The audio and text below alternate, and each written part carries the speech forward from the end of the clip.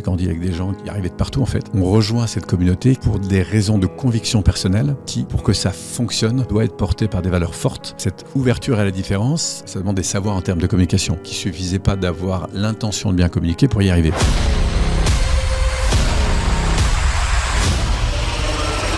Quelle que soit la situation qui nous arrive, c'est le pouvoir que nous avons de décider de la manière dont on va la vivre, au niveau perception, au niveau émotion et par conséquent au niveau comportement. C'est cette façon de prendre en main, grâce à notre neurologie, ce champ de possibilités que nous avons d'agir et de réagir de manière plus adéquate.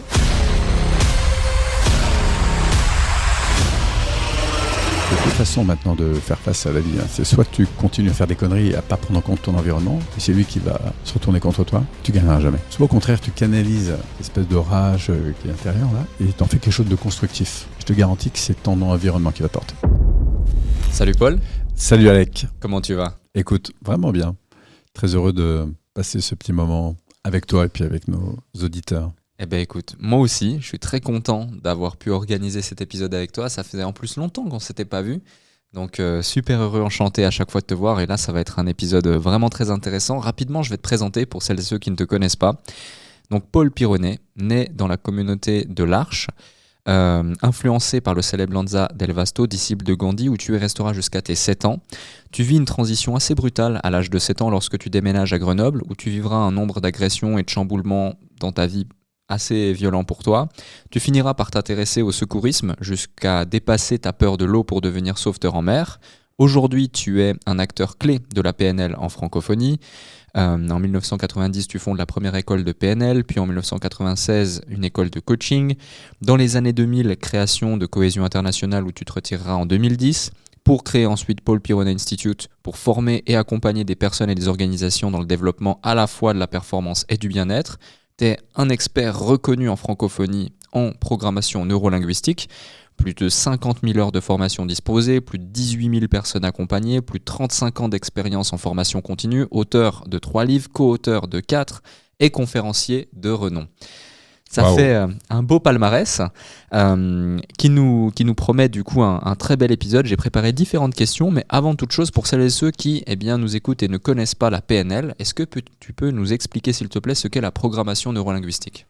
Alors oui, programmation neurolinguistique, ça renvoie en fait à l'apprentissage. Quand on parle de programmation, on pourrait parler d'apprentissage, c'est-à-dire qu'en fonction de là où on a grandi, des histoires qui nous sont arrivées, et on s'est programmé, on a développé tout un ensemble d'habitudes avec 3 grandes parties, qui est la partie consciente, la partie préconsciente et la partie inconsciente. On va dire que le conscient, c'est la partie sur laquelle je me focalise, à partir de laquelle j'ai envie, par exemple, de faire du sport. Encore faut-il que j'y aille ensuite, que j'ai envie de mieux manger. Enfin. Donc le conscient, c'est la partie de moi qui a envie de grandir. Souvent, c'est celle qui m'appelle par la sagesse, en quelque sorte, à m'élever. Et puis après, il y a la partie préconsciente, qui est un peu mon cheval, en fait, ce que j'appelle le cheval. Donc le cavalier serait le conscient, le préconscient et l'inconscient seraient le cheval. Et donc, on va apprendre à mieux gérer, en fait, cette partie qui est, en fait, le cerveau et le système nerveux. Donc le préconscient, c'est tout ce qu'on va mettre en arrière-plan. Si, par exemple, je te demande où est-ce que tu es né, tu vas me répondre. Puis si je te demande de me décrire un petit peu l'endroit, il y a des tas d'informations qui vont arriver, que tu as en tête, que tu as par association émotionnelle. Et puis de là découle tout un ensemble de micro ou macro comportements, d'habitudes en fait, que tu as développés. Donc dans ces comportements, il y a des comportements qui t'élèvent. Si par exemple tu décides tous les matins de lire un peu et d'apprendre, du coup, par effet cumulé, tu vas évidemment grandir. Si maintenant, chaque fois que tu prends du dessert, t'en reprends, alors tu n'as pas faim, mais simplement parce que c'est du plaisir immédiat, tu vas aller vers des conséquences qui sont différentes. Donc dans tous nos comportements, on va dire que ça a des conséquences, cause, effet. Donc, est-ce qu'on est dans des effets qui nous entraînent vers le haut, vers l'excellence, vers quelque chose de plus confortable ou moins confortable ? Donc, la PNL s'intéresse justement à cette relation qu'on a avec soi et avec l'environnement, et donc à ces formes de programmation. Donc, première idée déjà, repérer ce qui est plutôt positif, ce qui va m'aider à grandir, à croître, vis-à-vis de moi-même, des autres, du monde. Deuxième élément important en termes de neurophysiologie, c'est comment ce cerveau et système nerveux fonctionne. Si par exemple j'ai une mauvaise aventure avec un chien, je vais aimer ou pas aimer les chiens, je vais aimer ou pas aimer les maths, je vais aimer ou pas aimer la natation ou quoi que ce soit. Donc on va voir que en fait notre cerveau se programme aussi au niveau émotionnel et du coup on peut reprogrammer absolument tout ça, c'est-à-dire on peut réapprendre. Donc quelqu'un qui aurait peur de l'eau par exemple, ce qui a été mon cas, ou qui aurait peur d'un ascenseur ou peur de parler en public, on peut complètement retransformer cette relation émotionnelle avec à peu près tout, son passé, son environnement, son futur. Donc ça offre évidemment un champ incroyable. Et puis après, on a la linguistique. La linguistique, c'est la manière dont je vais penser, sachant qu'on a, pour se représenter la vie, nous, les autres, le monde, deux grands mondes, on va dire, cerveau gauche, cerveau droit. Et le cerveau droit a cette particularité de fonctionner avec le visuel, auditif, kinesthésique, olfactif, ce qui veut dire que quand tu vis une émotion, tu la vis en fonction des représentations que tu as. Si par exemple quelqu'un me parle de la peur de l'avion, quand je vais lui demander mais à quoi tu penses, il y a des informations qui vont lui arriver et on va comprendre comment le cerveau en fait a structuré et donc associé en fait en quelque sorte à des informations visuelles, auditives, des sentiments. Donc il y a des représentations que j'ai qui entraînent des sentiments et qui du coup vont entraîner des comportements. Ces comportements, évidemment, vont, en fonction de l'environnement auquel je suis, vont me permettre soit d'être bien, pas bien, à l'aise, pas à l'aise, etc. Donc, ce qui est superbe, en fait, c'est qu'en permanence, on est en relation avec soi et avec l'environnement. Et c'est la qualité de cette interaction qui va faire que, au fond, je vais ouvrir plus de possibilités. Il y a une crise qui se présente, c'est vraiment ma relation à la crise qui va faire la différence entre l'observation de la situation, la réaction qui est la mienne au niveau émotionnel et comportemental. Il s'ouvre un champ infini de possibilités. Ce qui se passe, c'est que notre cerveau, lui, il fonctionne en automatique. C'est-à-dire qu'il y a un X, Y, comme quand j'ai appris à conduire, je vois un stop, je m'arrête. Et ce qui est très intéressant, c'est qu'on va voir qu'il y a des automatismes qui nous servent tous les jours, et puis il y a des automatismes qui parfois nous desservent. Et ces automatismes fonctionnent au niveau mental, au niveau émotionnel et au niveau comportemental. Si je viens vers toi, que je te tends la main, automatiquement, tu vas avoir ce réflexe de me tendre la main et tu n'as pas besoin de la prendre. Donc, ce qui est chouette, c'est de se rendre compte que, quelles que soient les situations qu'on vit, on a un champ incroyable de possibilités, sous réserve d'être un peu conscient de cet espace qu'il y a entre la situation et la réaction. Ouais. Je prends un exemple.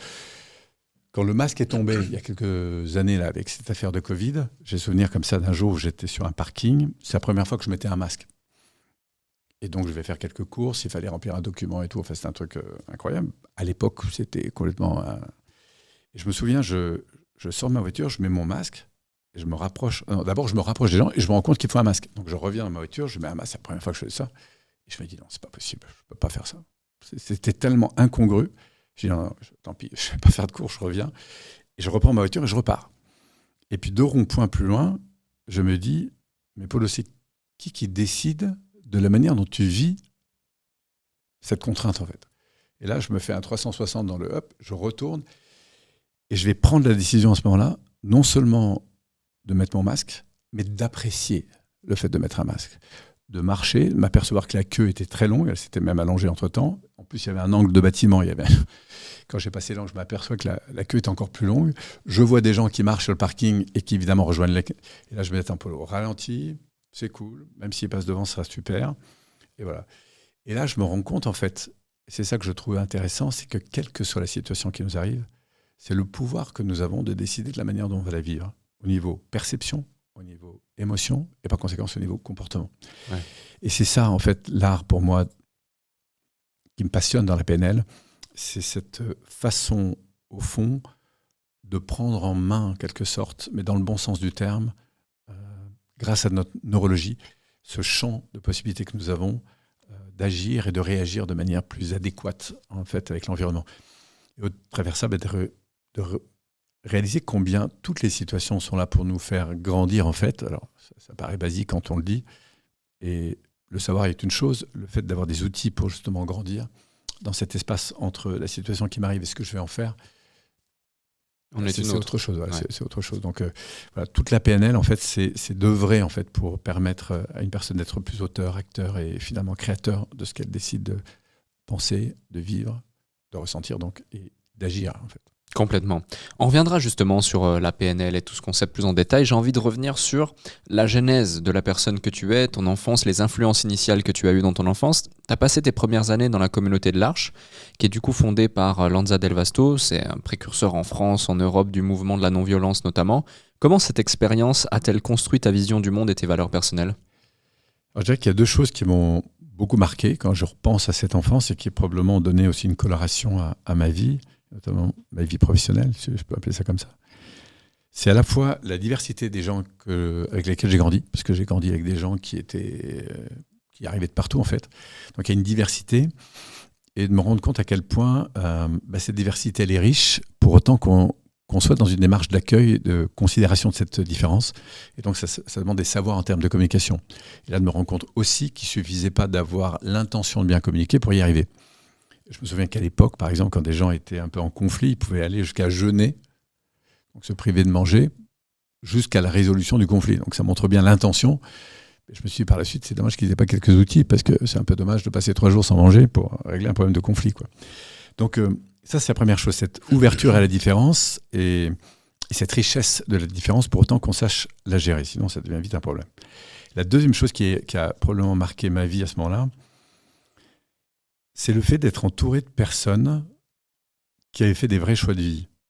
C'est-à-dire des gens qui avaient parfois des fonctions relativement confortables, professionnellement ou pour des tas de raisons, mais qui, pour des raisons de conviction personnelle, ont rejoint cette communauté qui, pour que ça fonctionne, doit être portée par des valeurs fortes et une vision, une contribution forte. À l'époque, c'était un peu la défense du Larzac, il y a plein de causes comme ça.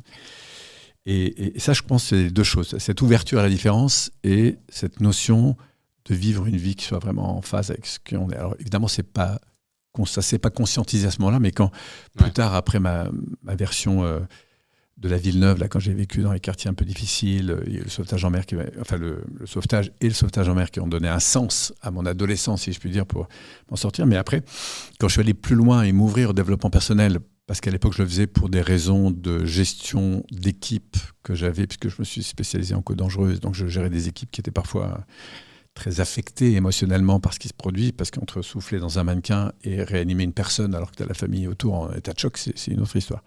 Et là, je me suis rendu compte comment le facteur émotionnel et les relations dans lesquelles nous étions pouvaient faire une différence énorme dans la compétence qui était servie, entre guillemets, sur le terrain. Et ça m'a beaucoup intéressé, et c'est comme ça que j'ai ouvert curieusement mon attention au développement personnel. Enfin, à l'époque, on parlait plus de thérapie ou de groupe de thérapie. Et donc, je me suis retrouvé là-dedans. Et là, j'ai découvert, en fait, dans quel schéma personnel j'étais. Alors là, après, je peux développer, mais je me souviens à quel point je me sentais porté par cette quête de performance. Ouais. Et j'ai réussi, parce que je me suis dépassé, etc. Mais en fait, malgré tous ces, entre guillemets, réussites, en fait, j'étais toujours psychologiquement dans une insécurité intérieure dingue, à me comparer en permanence avec les autres, avec toujours le sentiment que j'en faisais pas assez, etc., etc. Et je pense que si j'avais continué dans cette course, j'étais câblé pour un arrêt cardiaque à 45 ans, 58. Voilà, parce que j'étais dans cette course permanente avec ce sentiment de jugement, de choses comme ça. Ce qui veut dire que quand j'ai commencé comme jeune formateur, mais je me suis tapé des angoisses de dingue. Je me souviens que la première conférence sur laquelle j'étais mobilisé, j'habitais à Grenoble, je vais faire une conférence à Voiron, 25 km. J'étais allé avec ma 2 chevaux jaunes, 1 kilomètre avant la conférence, je me suis garé sur le côté. Finalement, je suis reparti tellement je flippais.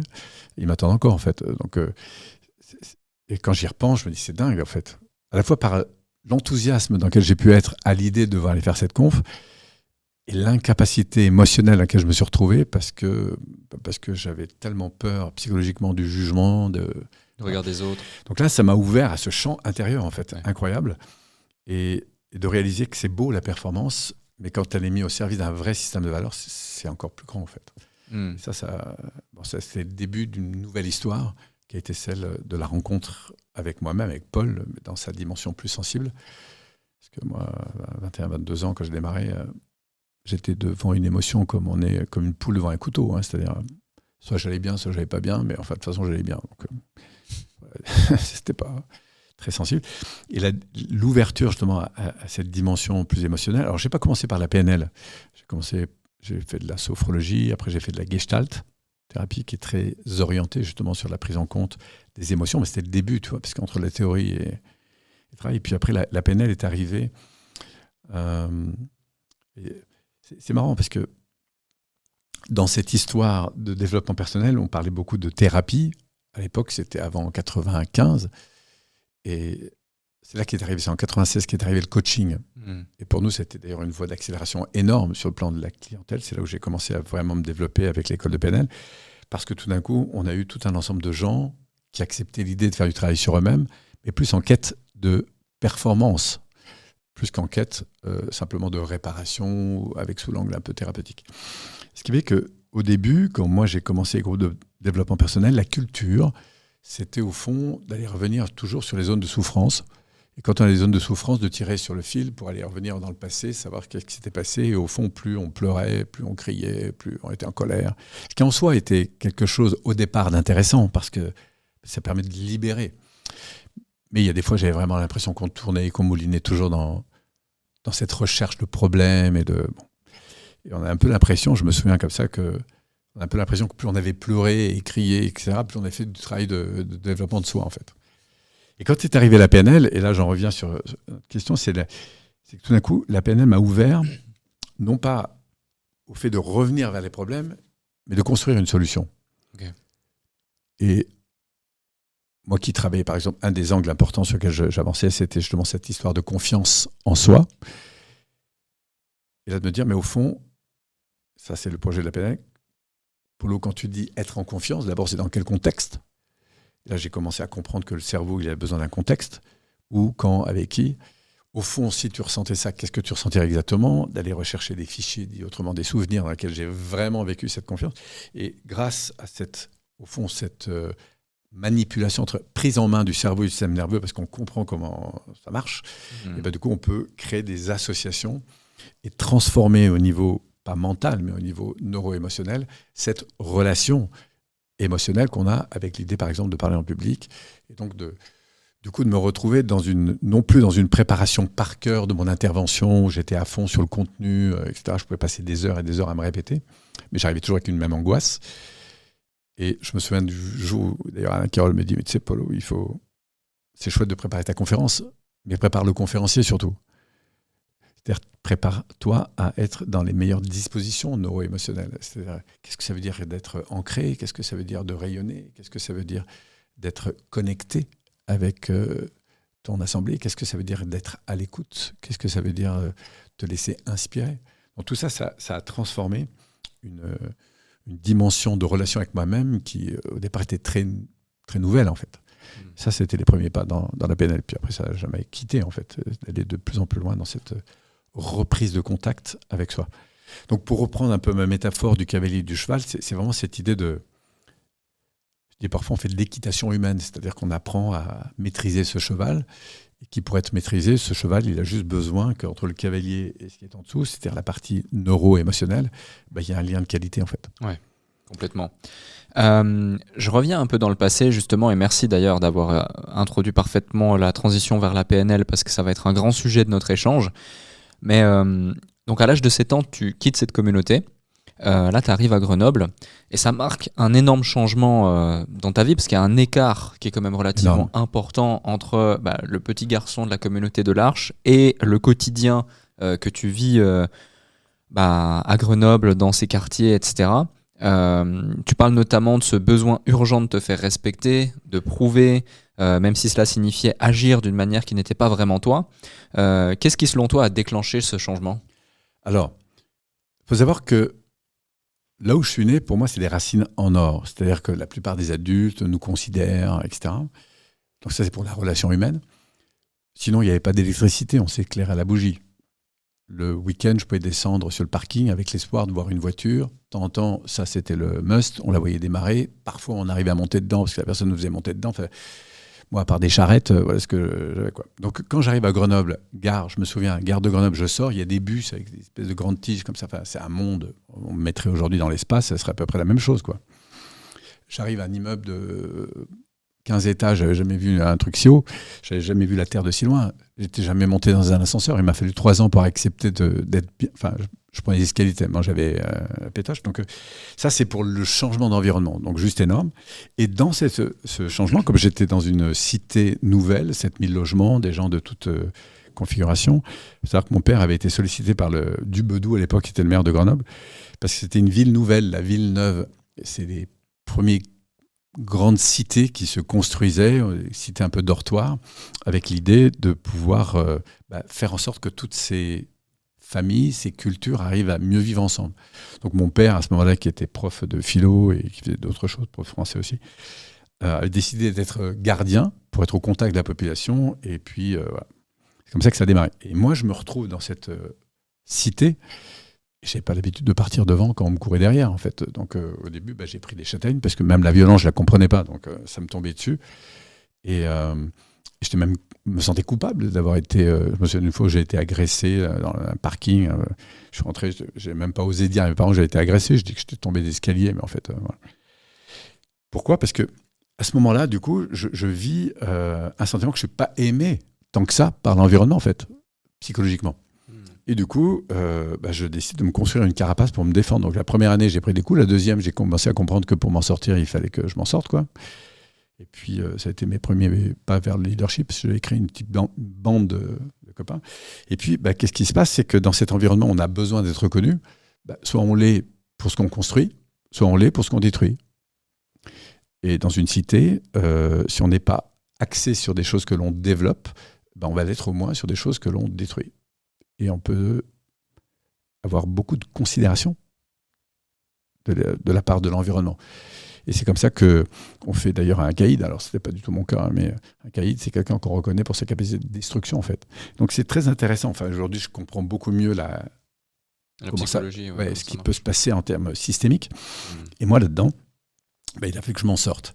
Et puis, il y a eu un type qui s'appelle Guy Gilbert, type assez connu, qui est un prêtre, qui doit avoir 95 ans maintenant, qui s'occupait des loupards dans le sud de la France, qui a une maison spéciale, qui est très spécialisée pour éduquer des jeunes, mais qui devraient tous être en prison, mais pour des raisons d'agression. Hein. C'est pas des problèmes de drogue, des choses comme ça, c'est vraiment des... Et puis, il venait faire une conférence, d'ailleurs c'est mon père qui l'avait fait venir à Grenoble. Et puis je me souviens, je suis en train de rouler ma clope sur les marches, et puis je lui dis, moi tes trucs de curé, ça m'intéresse pas. J'avais piqué un ou deux autoradios, j'aurais bien mieux gagné ma soirée. Sur quoi il me répond, avec énormément de considération en fait. Il me dit, tu sais Paul, je comprends ta colère en fait. Je dis, mais je suis pas en colère. Mais tu sais, tu as deux façons maintenant de faire face à la vie. Hein. C'est soit tu continues à faire des conneries et à pas prendre en compte ton environnement, et c'est lui qui va se retourner contre toi, et tu gagneras jamais. Soit au contraire, tu canalises cette espèce de rage qui est intérieure là, et tu en fais quelque chose de constructif. Je te garantis que c'est ton environnement qui va te porter. Maintenant, ça a le choix, et dans les deux cas, tu seras de toute façon aimé de la même façon. Et puis il s'est levé, il est parti. Voilà. Et bon, finalement, je ne suis pas allé piquer mes autoradios, je me suis mis à la fin, j'ai eu aucun souvenir de ce qu'il a raconté, mais je me souviens de ces 2 minutes sur la marche. Et j'ai senti tellement de considération dans son regard, zéro jugement.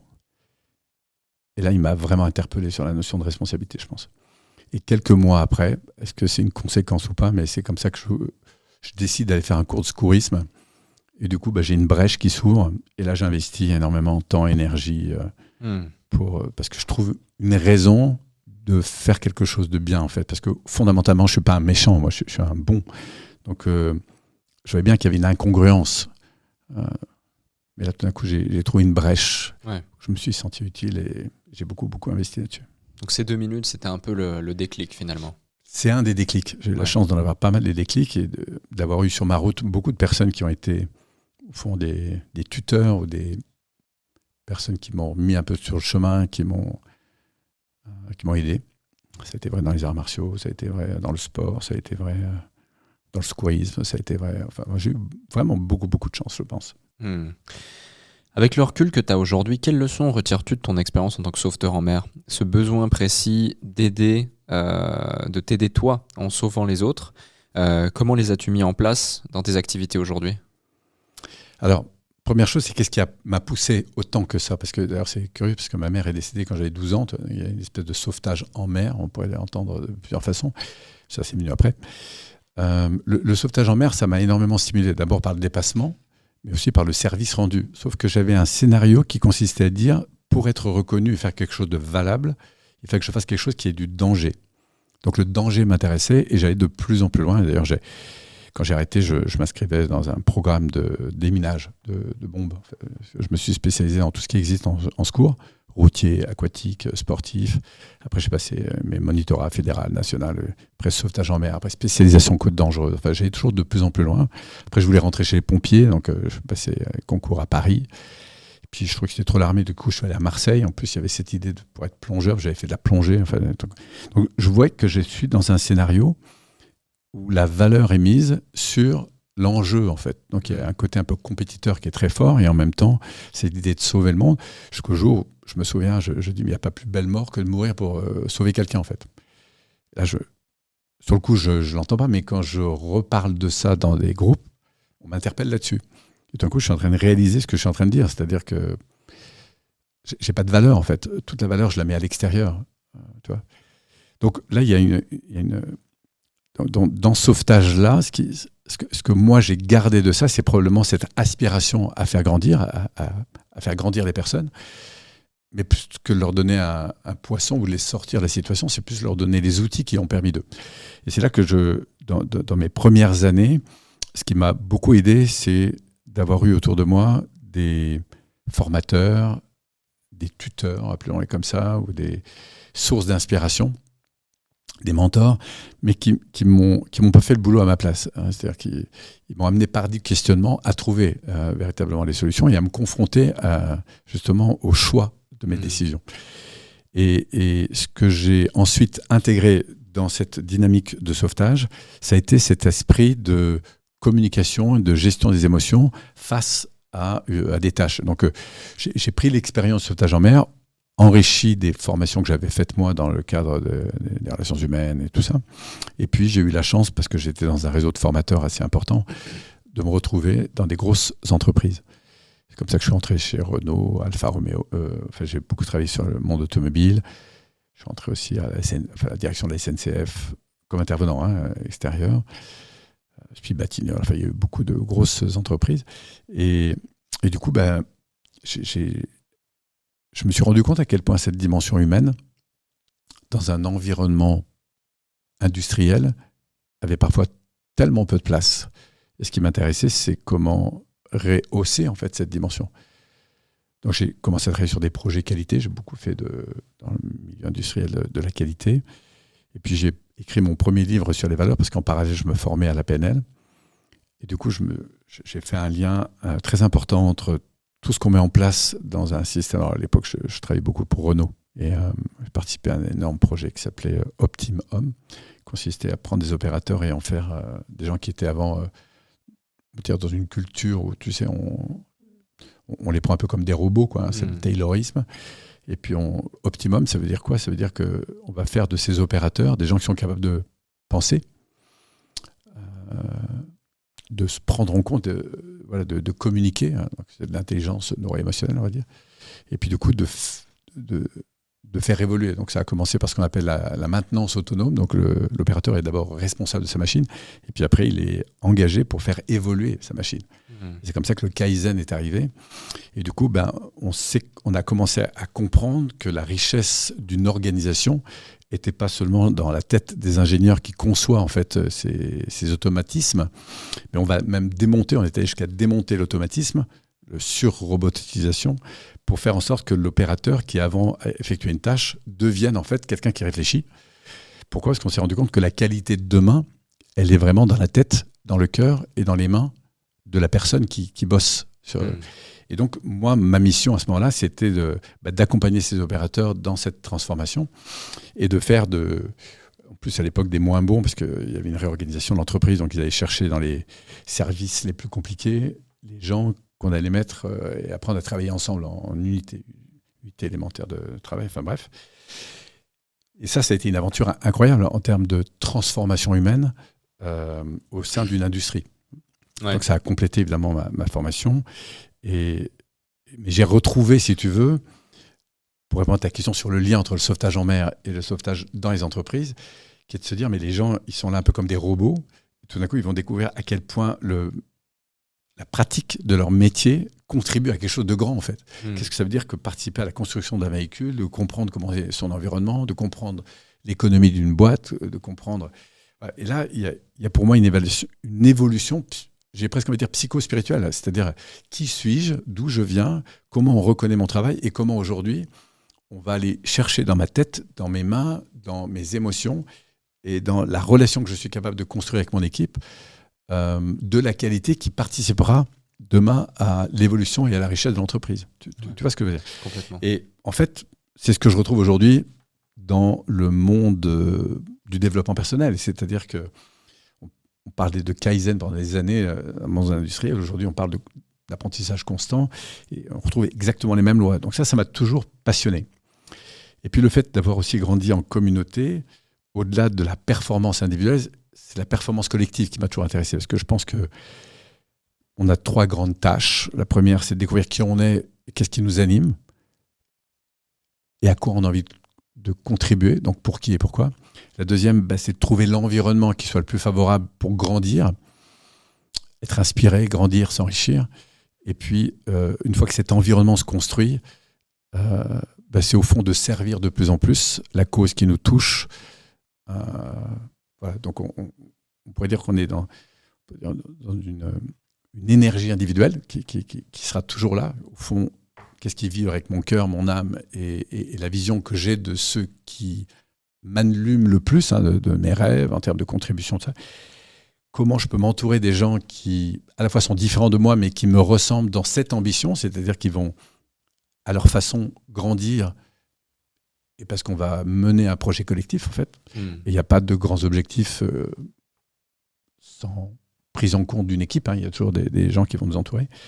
Et puis après, plus cette équipe va se consolider, plus la conscience collective va servir une conscience dite universelle, c'est-à-dire unie vers un environnement qui est la société, ou en tout cas la partie de la société qu'on cherche à faire grandir, en répondant à 2 questions. Pour qui on existe et pour quelle ambition on œuvre ensemble. Voilà. Donc moi j'aime beaucoup cet équilibre 3, 6, 9 qui font référence d'ailleurs à d'autres grilles. Voilà. Et je pense que le monde, ce que j'ai aimé dans le sauvetage en mer, c'est qu'on avait des gens qui étaient très engagés. Ils étaient en mission, les gars. C'est-à-dire que plus il y avait de contraintes, plus ils étaient heureux, en fait. Et ça, c'est magnifique de comprendre cette dynamique. Et en PNL, c'est ce que nous, on va aller chercher, c'est-à-dire, c'est quoi cette adéquation entre les valeurs qui sont les miennes, le projet que je poursuis pour moi, pour mes enfants, pour mon conjoint, pour mon équipe, pour mes clients, pour cette société, pour le monde. C'est quoi cette vision que j'ai ? Et puis quand ces valeurs et ce projet commencent à matcher, il y a une énergie qui monte et qui fait que si ça ne rentre pas par la porte, ça ira par la fenêtre, mais ça va le faire, quoi. Ouais. Et donc il y a cette aspiration à grandir, c'est-à-dire à accepter de faire des choses qui sont inconfortables sur le coup, mais pour grandir de plus en plus. Par différence à un système nerveux qui fonctionnerait dans l'inverse, c'est-à-dire coupé de ses valeurs, coupé de sa vision. Au lieu d'être en mission, il passe en démission, il s'éteint. Et du coup, qu'est-ce que va faire le système nerveux, notre cheval ? Il va chercher des stimulations immédiates qui, en plus, vont le desservir à moyen terme et long terme. Et ça, c'est toute la mécanique neurologique qui me passionne, en fait. Ouais. Comment ce cerveau, système nerveux, quand on comprend comment il marche. Alors, moi, j'adore les neurosciences. J'aime aller lire des livres et tout ça. Mais ce qui m'intéresse le plus, c'est pas de connaître le cerveau, le machin, le truc, même si ça m'intéresse beaucoup. Ce qui m'intéresse, c'est de le piloter. Je veux dire que à travers la PNL, ce qui me porte, c'est de faire en sorte que les gens deviennent des pilotes ou des cavaliers, c'est-à-dire capables de gérer leur cheval, c'est-à-dire en lien avec leur partie préconsciente et inconsciente, et comprendre cette fabuleuse machine, pas sur comment elle fonctionne, mais comment je peux l'utiliser, en fait. Voilà. Donc, je ne suis pas un mécanicien, moi, je suis plus j'aime cette idée d'apprendre à piloter. Piloter, c'est prendre en compte des indicateurs et puis... en fonction de là où on veut aller, les utiliser. Voilà. Et je trouve qu'il y a un potentiel tellement immense. J'ai la chance, évidemment, d'accompagner beaucoup de personnes en ligne ou en salle toute l'année et de voir ces transformations depuis tellement d'années. Plus j'avance, plus ça me passionne, en fait. C'est une espèce de... Il y a des gens qui sont faits pour chanter. Moi, je suis fait pour enseigner et puis partager cette prise de conscience de cette richesse humaine dans laquelle on peut entrer, à la fois dans ce monde intérieur et en même temps... dans la diversité de ce qui nous entoure, c'est ça qui m'anime. Complètement. Tu dis que les deux réponses les plus importantes, c'est justement de trouver pour qui et pour quelles ambitions. Tu as trouvé ces réponses? Alors, oui, et elles évoluent en fait. Ok. Alors, moi, ma première raison, j'ai trois façons aujourd'hui, en fait, trois missions importantes. La première, c'est de partager la richesse de mon expérience de manière la plus simple qui soit au plus grand nombre. Donc, c'est la mission que j'ai sur les réseaux, sur les conférences, c'est le temps que je vais passer, c'est le fait de venir avec toi parler dans un micro de mon expérience et puis de donner quelques clés comme ça qui peuvent aider les gens à mieux comprendre ce qui se joue. Ça, c'est ma première mission. La deuxième, c'est de former et d'accompagner les gens qui décident de s'engager avec nous sur des processus de formation, 3 jours, 6 jours, 10 jours, etc. Ça peut durer 2 à 3 ans. Et ma troisième, qui va prendre de plus en plus de place, c'est celle d'accompagner des personnes qui, ayant intégré, connaissant mieux toutes ces mécaniques, à travers notamment la PNL, un peu d'énéagramme et d'autres choses, vont avoir envie et à cœur d'incarner ça dans leur talent premier. C'est-à-dire, ça peut être, s'ils sont des managers et qu'ils ont envie de le rester, ils le feront là. Si ce sont des artistes, ils le feront dans le cadre. Si ce sont des éducateurs, parents, profs, coachs, ils le feront. Si ce sont des formateurs, ils le feront ou ils le deviendront. Voilà, mais d'utiliser ces outils pour soit les mettre au service de leur talent qu'ils avaient déjà, soit eux-mêmes devenir des gens qui vont éveiller d'autres personnes à l'intégration de ces outils. Voilà, donc ça, c'est ma raison d'être. Donc les personnes que j'aime toucher, c'est ceux qui sont en quête, évidemment, de transformation, à la fois personnelle, et puis avec cette transformation, cette ambition de transformation professionnelle, et de servir. Parce que il y a 2 choses qui rendent heureux. Un, c'est faire ce qu'on aime, vivre une vie qu'on a choisie, et de avoir le sentiment qu'elle est utile pour des gens qui nous touchent. Oui, complètement. Comme on l'a vu, tu l'as d'ailleurs très bien expliqué, la PNL est souvent vue comme un outil très puissant pour démanteler les comportements et les croyances limitantes. Pendant tout ton temps, notamment à Grenoble face à ces challenges, ou même dans ta vie en général, lorsque tu fais face à des challenges, comment est-ce que tu utilises concrètement la PNL, même inconsciemment peut-être, pour déconstruire des croyances négatives sur toi-même et sur le monde qui t'entoure? Alors, il y a ce que j'ai eu fait sans savoir que je faisais de la PNL, et que beaucoup de gens, parce que tout le monde fait de la PNL, puisque c'est l'analyse de la manière dont on communique avec soi, avec l'environnement. Donc, tout le monde évolue, tout le monde change de... Voilà. Sauf que quand on prend conscience des processus, après on peut les maîtriser et du coup les utiliser à bon escient au moment d'un vie. Alors, ta question, c'est quels sont les types de croyances que j'ai pu changer, par exemple. Et comment?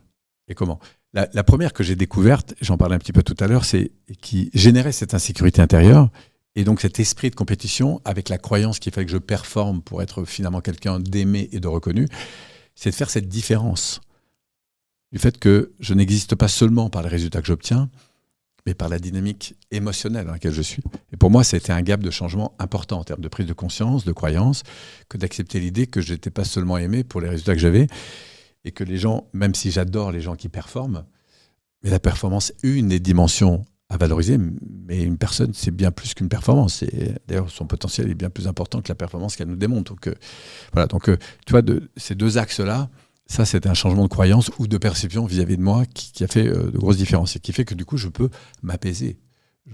C'est OK de réussir, de ne pas réussir, c'est OK d'avoir le désir d'aller devant, de progresser. Si on prend par exemple la relation à l'argent. Moi, j'ai grandi dans un environnement où l'argent, j'ai commencé à entendre parler quand j'avais 6-7 ans. Et non pas qu'il y avait ce discours-là, mais c'est le discours que moi j'avais un peu gardé, c'est au fond l'argent, c'est un peu la source de beaucoup de conflits, de beaucoup de déviances dans cette société. Et c'est vrai, ça existe. Parce que pour l'argent, on ferait un peu n'importe quoi parfois. Mais il y a aussi toute une autre dimension. Et commencer à accepter l'idée que je puisse aimer l'argent, pour moi, ça a été très compliqué. J'ai même souvenir un jour d'un thérapeute comme ça qui m'a fait dormir pendant 1 semaine. Il m'a fait remplir mon lit de billets de banque. Comme ça. Bon, c'était son truc, j'avais expérimenté ça. Mais quand j'y pense, ça fait drôle, mais c'est incroyable comme cette relation émotionnelle, en fait, avec l'argent, le sens qu'on peut en avoir, etc. Et d'apprendre à aimer l'argent. Parce que c'est une énergie qui va offrir et de réévaluer énormément de choses par rapport à ça. Ça a été un changement très important en termes personnels. Et dans mon histoire, évidemment, professionnelle, c'était important. D'ailleurs, je me suis mis à assez rapidement savoir aller chercher de l'argent. Chiffre d'affaires, j'en ai fait beaucoup. Je me souviens avec mon école de PNL, c'était quand même que le début. Hein. J'ai 23 ans à l'époque. Et c'était pas comme aujourd'hui, le développement personnel. Mais en 95, je me souviens, je décide d'étendre l'école de PNL au-delà de la région Rhône-Alpes. Et en 98-99, je me souviens, on faisait 1 700 000, je crois, à peu près, en francs. C'était pas mal pour l'époque. Complètement. C'était même beaucoup. Je gagnais pas beaucoup d'argent. Par contre, j'étais capable de chercher du chiffre d'affaires. Mais j'avais toujours des stratégies où je mettais beaucoup d'énergie, je dépensais, c'était beaucoup dans le fait effort, je m'arrêtais jamais. Enfin, il y avait quelque chose de... Voilà, donc j'ai dû transformer peu à peu, prendre conscience et transformer. Prendre conscience et transformer. J'ai eu un passage extrêmement difficile en 99, justement, parce que suite à des prises en charge, des grosses prises en charge sur l'école de coaching et sur l'école de PNL. Donc on est à la fin de ma première décennie d'école de PNL. Et puis je perds 3 ans de chiffre d'affaires pour des raisons de dossiers qui ne sont pas pris en compte, parce qu'on avait ouvert en plus des formations en ligne. C'est la première fois qu'on faisait des formations sur 1 an au téléphone, qui alternaient. Bref, grosse prise en charge qui n'était pas prise en compte. Et puis comme je savais que j'allais me séparer avec Alain Carroll de l'école de coaching, j'allais lui remettre. Du coup, moi, tous les dossiers qui étaient pris en charge par des fonds, je les gérais. Tout le reste, je lui donnais. Donc, je me suis retrouvé avec une perte de 130 000 francs, avec un capital de 50 000. Pratiquement 3 fois le capital de perdu. Donc, c'est le tribunal de commerce qui descend. Et puis, c'est cessation de paiement, avec toutes les difficultés. J'avais 7 salariés, 190 mètres carrés de bureau. Ça allait, quoi. Et là, ça a été l'effondrement, ça a été les années les plus noires, mais les plus transformantes pour moi. Voilà, donc tout ça pour dire que des systèmes de croyances, il a fallu que j'en traverse. Je peux t'en donner beaucoup. Par exemple, je vais donner une première grosse conférence que je fais à Grenoble, pour te dire où est-ce que j'en étais. On termine la conférence, 250 personnes dans la salle, etc. Et puis évidemment, avec il y avait 3-4 nanas qui étaient avec moi pour le staff, et on va manger dans un restaurant à côté de la salle de conférence. Évidemment, il y a pas mal de monde qui nous suit. Je me retrouve sur une table où nous, on était 4-5, et en fait, la table se prolongeait comme ça, et il y avait 25 personnes à la table. Donc le patron nous arrange les tables, parce qu'on arrive tous ensemble. Bon. Et j'arrive à la caisse, et le type me sort la note des 25 personnes. Il me la donne. Et à ce moment-là, je suis incapable de lui dire, mais moi, je prends que telle personne, telle personne, telle personne, telle personne.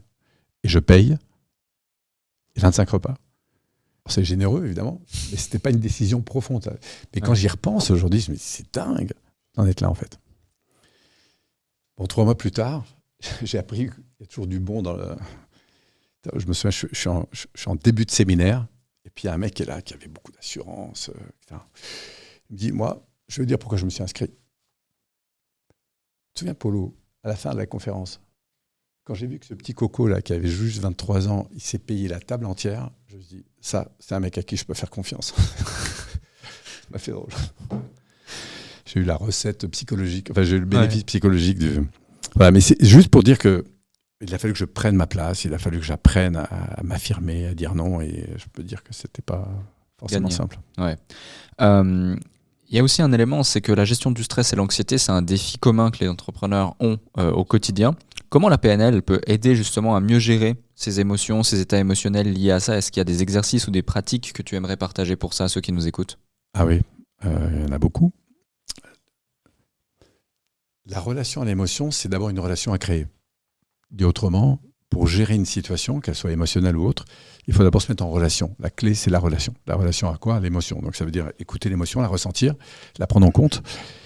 C'est pas la fuir ou l'attaquer, c'est la prendre en compte, et ensuite se dire de quoi elle vient, en fait. Est-ce qu'elle vient de fantasmes que j'ai dans ma tête? Est-ce qu'il y a un réel danger? Et si oui, lequel? Et à partir de là, de réaliser que derrière l'émotion, il y a toujours donc une frustration par définition. Ça peut être de la peur, de la colère. Souvent, c'est de la peur. Et derrière, il y a un besoin de sécurité.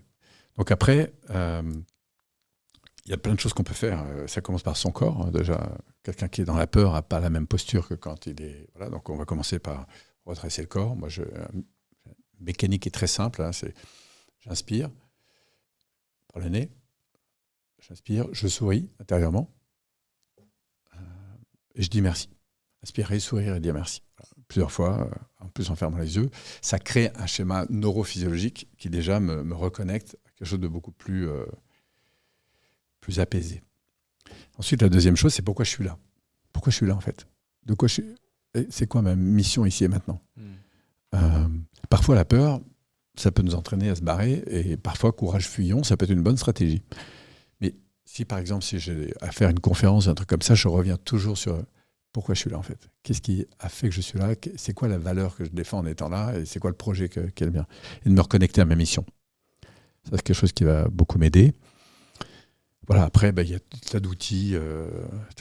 Si je dois me préparer pour une séquence en général de la peur, il faut savoir que le système nerveux, ce que je vais appeler le cheval, il y a deux choses qu'il adore. Un, ce qu'il connaît, et deux, ce qui lui fait plaisir immédiatement.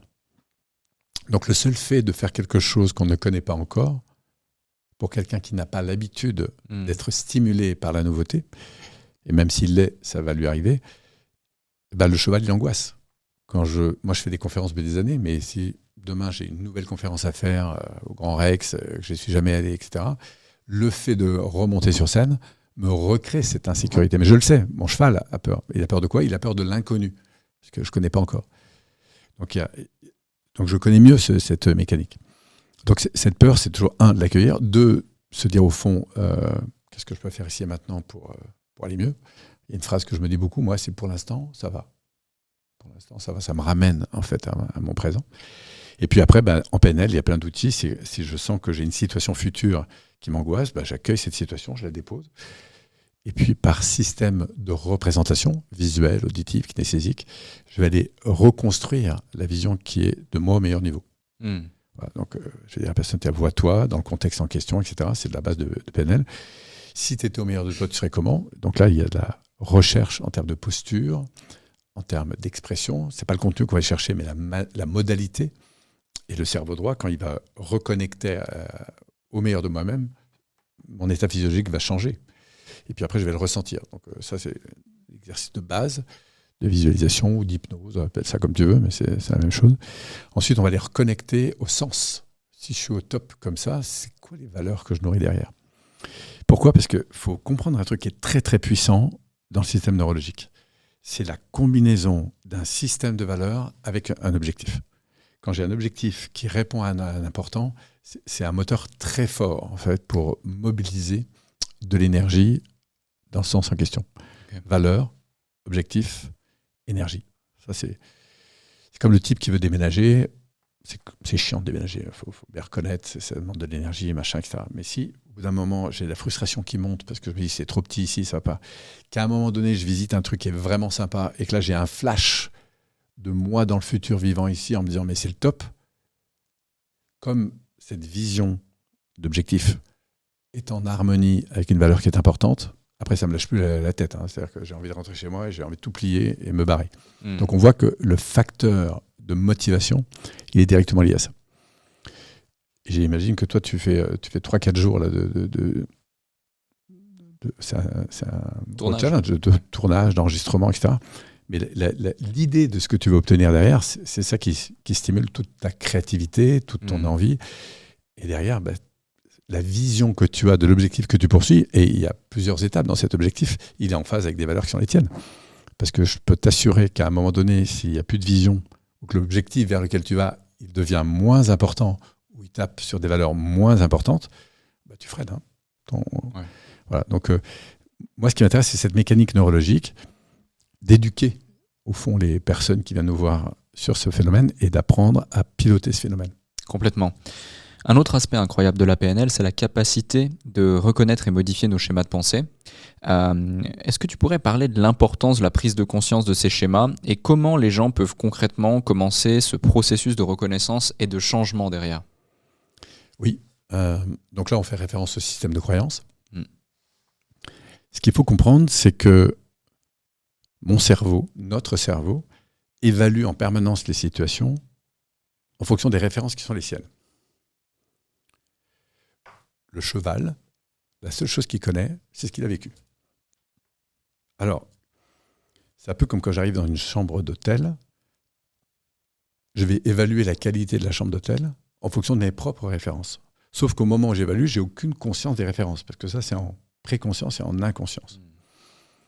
Si maintenant, il y a de l'enjeu émotionnel, soit l'ambition que j'ai d'aller, par exemple, sur une scène très importante et forte, parce qu'elle correspond à un projet qui est le mien, auquel cas, s'il y a de l'excitation, et qu'en plus je l'ai déjà fait, mon cerveau, il va voyager dans le temps à la vitesse de la lumière, parce que lui, il est capable d'anticiper une situation, de la vivre par avance, et heureusement, et en même temps d'associer des références qui sont en lien avec le côté positif. Ça m'a plu, je l'ai déjà fait, et j'ai envie de le refaire. Mais ça marche aussi dans l'inverse, c'est-à-dire que si j'ai peur d'une situation, parce qu'elle est nouvelle, mon cerveau, il évalue la situation en fonction du niveau d'énergie dans lequel je suis, autrement du système de croyance, de la référence, ce qu'on va appeler aussi la fréquence dans laquelle je suis. Et si je suis insécure, lui, il évalue le futur en fonction, évidemment, de situations passées, connues ou pas connues. Et il va dire, oulala, la marche est très haute parce que je ne l'ai jamais faite. Et en plus, dans mon passé, ça ne s'est pas forcément très bien passé. Donc du coup, il y a une espèce de boucle, on pourrait dire spatio-temporelle, dont je n'ai pas conscience, mais qui va très vite. Donc ça, c'est la mécanique du cerveau. Donc du coup, une fois qu'on a compris ça, ce qui est intéressant, c'est de voir quelle est l'habitude qui a été créée vis-à-vis de la croyance.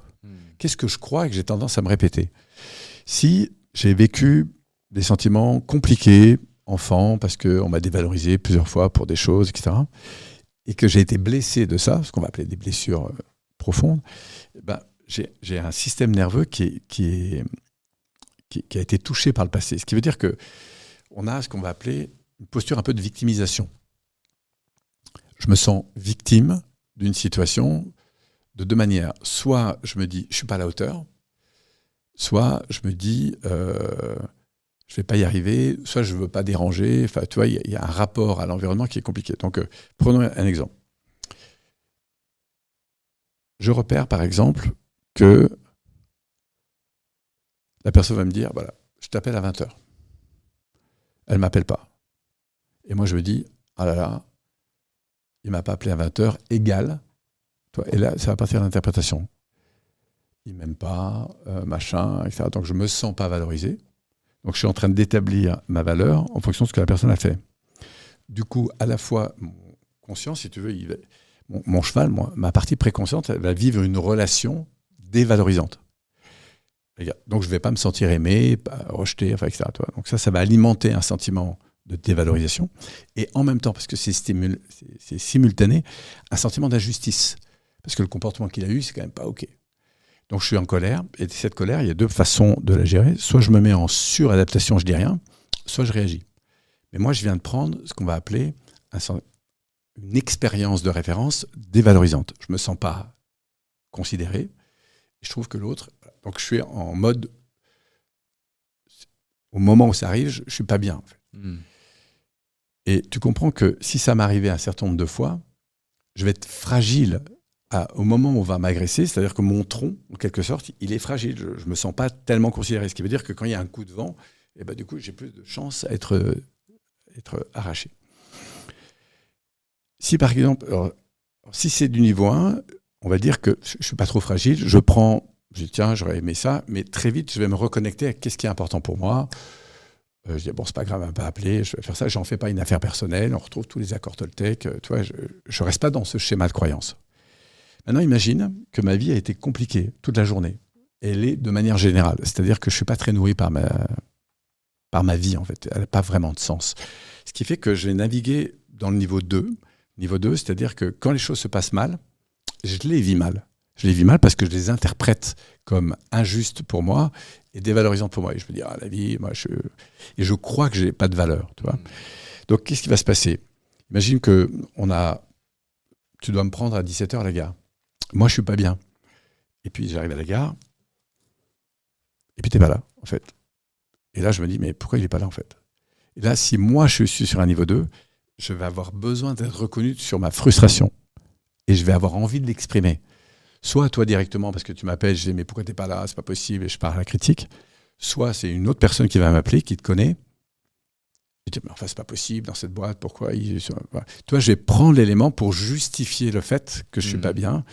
Et ça va entraîner des conflits assez régulièrement. Donc, du coup, qu'est-ce que j'exprime ? J'exprime mes frustrations. Et en même temps, je suis agressif. Il y a deux choses que je fais, c'est que je mets le focus sur ce qui ne va pas et je l'exprime, en fait. Voilà. Et donc, je me plains, en gros. Et le problème, c'est que je rentre dans des mécanismes que je je n'ai même pas perçu, et qui entretiennent des schémas de croyance qui vont être dévalorisants. Et du coup, je suis pas à l'écoute de mes besoins, donc du coup, je m'adapte. Alors, un coup au travail, un coup à une relation qui ne va pas, un coup à ceci, un coup à cela. Et en fait, inconsciemment, je descends dans un vide intérieur. Et au lieu d'être porté par des valeurs et une vision, je suis porté par un vide. Alors, qu'est-ce qui se passe ? Dès que je peux lâcher prise, je rentre à la maison, popcorn, canapé. Tu vois, je m'assois sur le canapé. Et alors, je sais très bien que aller courir, ça me ferait du bien, mais j'irai demain. Tu vois. Donc, j'ai plus cette force de me prendre en charge. Donc, je tombe, non pas dans une vie d'acteur, où je suis porté par quelque chose, des valeurs, une vision, un projet, mais dans une vie moyenne. Voilà. Donc, au début, c'est moyen. Et malheureusement, quand c'est moyen et que je ne suis pas stimulé, mon cheval, qu'est-ce qu'il va faire ? Il va trouver des sources de stimulation. Et tu sais quoi ? Il va choisir des comportements qui, en général, vont me desservir à moyen terme et long terme. Je traîne devant la télé, je passe du temps sur Internet, je mange du chocolat parce que mes enfants ne sont pas là, donc je peux me laisser glisser là-dessus. Donc mon cerveau, lui, il est nourri par cette recherche de stimulation. Et comme je suis animé d'un vide, je fais des choses qui me font du bien immédiatement et qui vont me desservir peu à peu à moyen terme et long terme. Et c'est là que les croyances vont commencer à se renforcer en négatif. Le schéma se renforce. Donc, j'ai pas de valeur, mais je m'en rends pas compte. J'ai pas de valeur, j'ai du mal à prendre ma place. Alors, c'est pas vrai sur tous les champs de vie. Mais c'est ce qui va naître. Et puis, les dérèglements vont arriver de plus en plus. Ça a commencé par des conflits sociaux. Au niveau 3, je vais avoir des burn-out. Je ne vais pas me rendre compte, en fait, que je perds ma vie, alors parfois à la gagner. Je me sens jamais à la hauteur. J'ai l'impression d'en faire jamais, de faire toujours pour les autres. Enfin, il y a plein de formats comme ça qui vont se manifester. Voilà. Alors, la bonne nouvelle, c'est que quel que soit le niveau où je descends, niveau 1, j'ai une frustration, mais je me remets en route. Niveau 2, j'ai une frustration, mais du coup, je vais la communiquer. C'est-à-dire que je vais manifester soit je dis rien, je me suradapte, soit je réagis et j'attaque. On parle de l'agressivité, de la violence. Niveau 3, on s'est tellement bagarré en gros qu'il a fallu que les flics débarquent, les pompiers débarquent, enfin, c'est fini en justice, ou chez le médecin, ou voilà, parce que je tombe en burn-out, etc. Puis niveau 4, ça se termine avec une destruction massive, c'est-à-dire ça peut être un suicide ou une agression massive.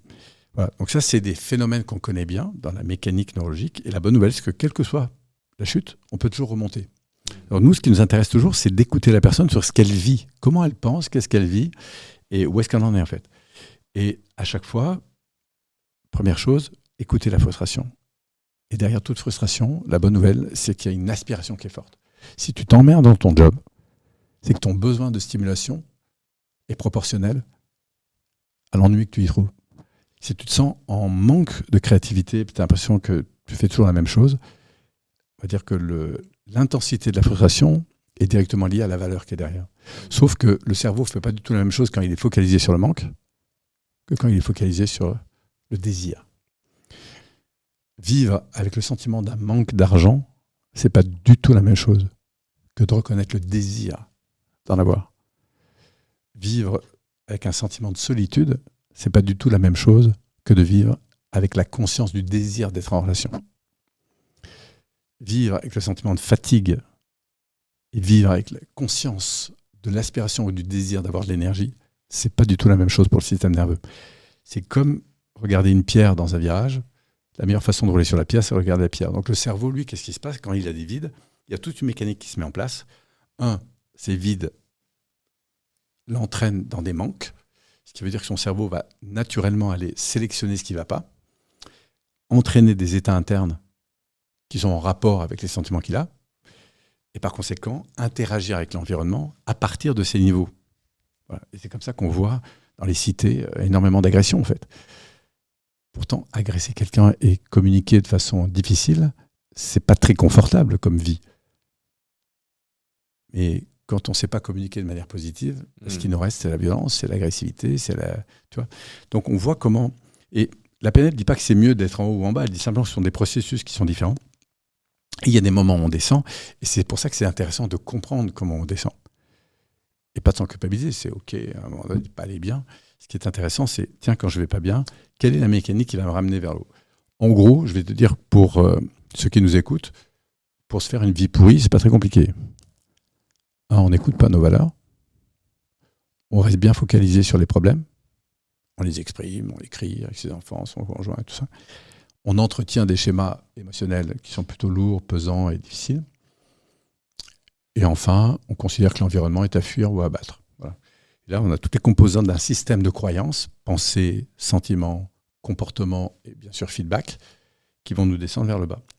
Et on va justifier, en fait. Je lisais un article il n'y a pas très longtemps, le type il s'est fait agresser 113 fois, je crois. Je ne sais plus si c'est 133 fois dans la même année. C'est prodigieux comme système. Donc après, c'est intéressant de voir quelle est la mécanique dans laquelle il est pour générer tant d'agressions. En fait, on s'en rendra compte que le problème, il commence à l'intérieur. D'ailleurs, la plupart des problèmes, tant qu'on les met à l'extérieur, on va avoir du mal à les prendre en compte et à les transformer. Ça ne veut pas dire que nous sommes la source du problème. Il y a une grande différence entre subir une situation en disant c'est pas de ma faute, c'est vrai que si la terre tremble et que le bâtiment s'écroule, c'est pas de ma faute. Mais ce dont je suis responsable, c'est la manière dont je vis la situation, dont je l'aperçois, dans ce que je ressens, dans ce que je décide d'en faire. Ça, c'est un champ qui est... Alors, il y a des gens qui le font naturellement, à peu près 25-30% de la population. Beaucoup d'entrepreneurs, notamment, sont dans cette démarche, à plus ou moins grande échelle. Et puis, il y a des gens qui ont besoin de l'apprendre à faire ça. Complètement. C'est hyper intéressant. Merci pour ces partages. Et un autre point, c'est la PNL, elle met beaucoup l'accent sur l'idée de modelage. L'art de reproduire l'excellence. Pourrais-tu expliquer comment cela fonctionne et donner des conseils, des exemples sur la façon dont les personnes qui nous écoutent peuvent utiliser le modelage pour cultiver des compétences ou des traits qu'ils admirent chez les autres? Alors, modeler, ça veut dire au fond s'inspirer de la manière dont la personne fait une chose. Donc, par exemple, si j'ai envie de mieux parler en public, le modelage, ça va consister à dire à la personne, tiens, va chercher donc un peu des gens qui, pour toi, sont des modèles. On a fait ça enfant. Par exemple, si tu joues au tennis, va chercher tes 2 ou 3 grands modèles. Par exemple, si tu as envie de travailler ton coup droit, et observe ce qu'ils font, de façon à ce que tu aies une image mentale qui soit le plus proche de la perfection. Donc on modélise. On modélise à partir du voir, d'entendre, du ressenti. En fait.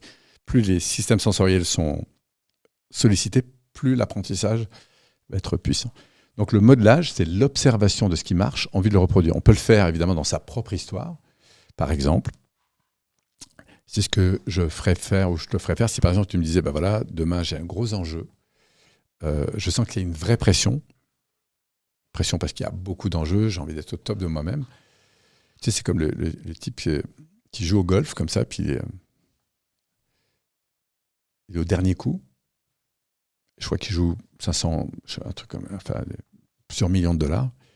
Et puis le gars, il a moins d'1 mètre, il tape et la boule passe juste à côté du trou.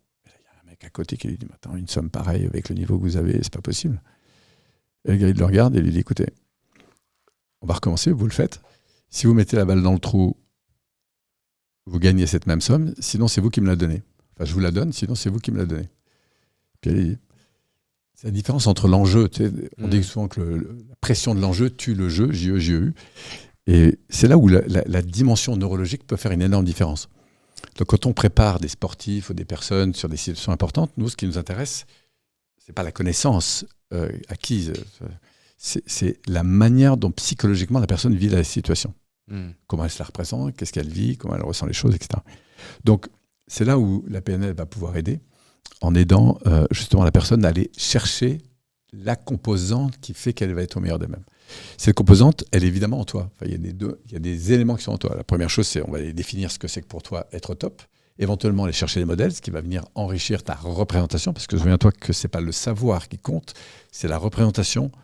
Par exemple, si je te dis bien communiquer, tu sais très bien ce que ça veut dire, être en confiance, tu sais très bien ce que ça veut dire. Mais si je te dis maintenant, vois-toi, debout, là, dans le contexte en question, avec là où les personnes, tu ne sais pas ce qui s'est passé, mais tu es vraiment au top. Dis-moi en termes d'attitude, en termes de micro-comportement, qu'est-ce que tu observes de toi par rapport à un truc moyen quand tu es vraiment au top? Et là, peu à peu, tu vas me décrire des micro-changements. Posture, regard, respiration. Puis après, on va descendre dans qu'est-ce que tu te racontes? Pas ce que tu te dis, mais comment tu te le racontes. Comment est ta voix? Est-ce qu'elle est plus rapide, plus lente, plus haute, plus basse? On va faire des réglages, des micro-réglages. Et en fait, dans quelle énergie tu es quand tu es vraiment au top? Voilà. Et à partir de cette représentation, on va te connecter à ça. Ensuite, on ira voir quelles sont les valeurs que ça va nourrir, quel impact tu as sur l'environnement, on va te mettre à la place de l'environnement, tu vas ressentir cette différence. Et tout ça, ça va créer dans ton cerveau des schémas qui sont nouveaux. Donc du coup, on aura modélisé, en l'occurrence, pour que tu puisses intégrer. Ensuite, une fois qu'on aura fait tout ce travail, donc perception, entrer dedans, connexion à tes valeurs, qu'est-ce que ça va nourrir à moyen terme et long terme? Pourquoi? Parce que ça a beaucoup d'effets sur le plan intérieur. Savoir que ça répond plus à des valeurs importantes. L'impact que tu as sur là où les personnes importantes, ça aussi, ça va être un levier très important. La détection des micro-comportements qui font pour toi une différence entre quand tu es bon et quand tu es excellent. Et tu vas t'apercevoir que ça se joue sur des pas grand-chose. Et enfin, de te permettre de vivre, de ressentir le bénéfice du fait d'avoir déjà réussi. Parce que ça, ton cerveau, c'est capable de le faire. C'est-à-dire qu'on fait ce qu'on va appeler un pont sur le futur, où tu vas vivre intensément cette réussite, un peu comme si tu venais de la terminer, et on va te connecter physiologiquement à ce truc-là. Une fois que tu seras là-haut, on va rebalayer toutes les étapes. Donc ça, c'est une technique de base de PNL. Et pour commencer, c'est déjà assez puissant.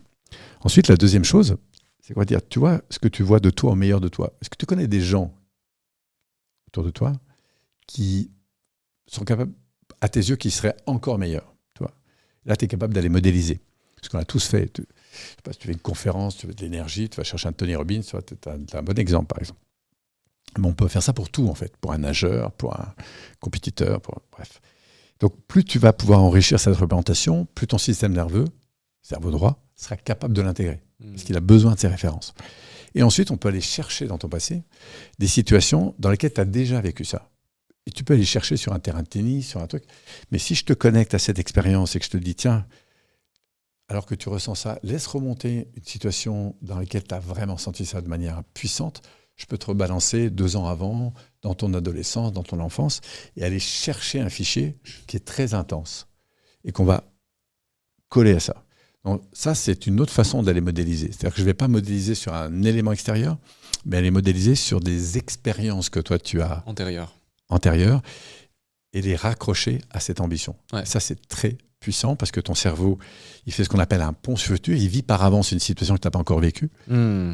Et ensuite, il va aller l'associer à des références que tu as vécues, qui sont en arrière-plan, mais qu'on va renforcer. Donc, tout ça, c'est des jeux, on pourrait dire, dans l'univers neuro-émotionnel, des outils, des processus qui vont permettre assez facilement, ça prend très très vite de faire ça, permettre à des gens de piloter leur cerveau et leur système nerveux pour mieux vivre des situations qu'ils veulent améliorer. C'est incroyable parce qu'il y a beaucoup de gens qui du coup ne se connaissent pas, ne se comprennent pas, ne maîtrisent pas leur cerveau alors que c'est finalement notre outil le plus puissant.